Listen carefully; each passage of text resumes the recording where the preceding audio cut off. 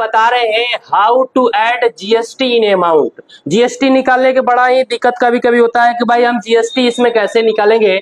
मान लीजिए कोई परचेज कर रहे हैं, फैन पंखा 3000 में खरीद रहे हैं और 18% उस पर जीएसटी लगाकर आपको बेचा जा रहा है। तो जब जीएसटी ऐड करना हो ना तो फॉर्मूला होगा जीएसटी कैलकुलेट, जितना अमाउंट है 3000 इंटू 18% का मतलब 118 डिवाइड बाई 100, ये कट गया और जीएसटी हमारा इतना आ गया। जो जीएसटी आया ना वो जीएसटी हमारा दो बार में डिवाइडेड होता है, टू पार्ट में, एक सीजीएसटी और एक एसजीएसटी। तो इसको 2 से डिवाइड करेंगे तो हमारा सीजीएसटी 17, 70 और 17, 17 हमारा दोनों चीज आ गया। अब हम क्या करेंगे, टैक्सेबल अमाउंट हम टोटल निकालेंगे कि हमारा कितना कितना हुआ।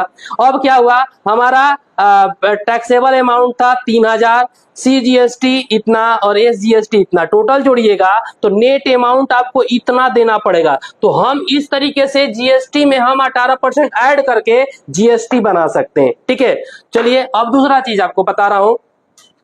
दूसरा चीज ये है कि मान लीजिए कोई आप सामान खरीदे हैं, ठीक ना, सामान खरीद लिए, उसमें 50,000 का सामान है और कह रहा है कि इसमें 18% इंक्लूडेड है, अलग से देने की जरूरत नहीं है। तो हम क्या करेंगे, सबसे पहला चीज टैक्सेबल अमाउंट निकालेंगे। 50,000 इंटू 100 डिवाइड बाई 118, यानी कि 18% का मतलब 118 से डिवाइड कर देंगे तो टैक्सेबल अमाउंट निकल जाएगा, यानी कि इसमें कोई जीएसटी इंक्लूड नहीं है। अब हम जीएसटी कैसे निकालेंगे, नेट अमाउंट हमारा इतना है, उसमें से टैक्सेबल अमाउंट को घटा देंगे, एक टैक्सेबल अमाउंट है तो घट के मेरा जीएसटी इतना आ गया।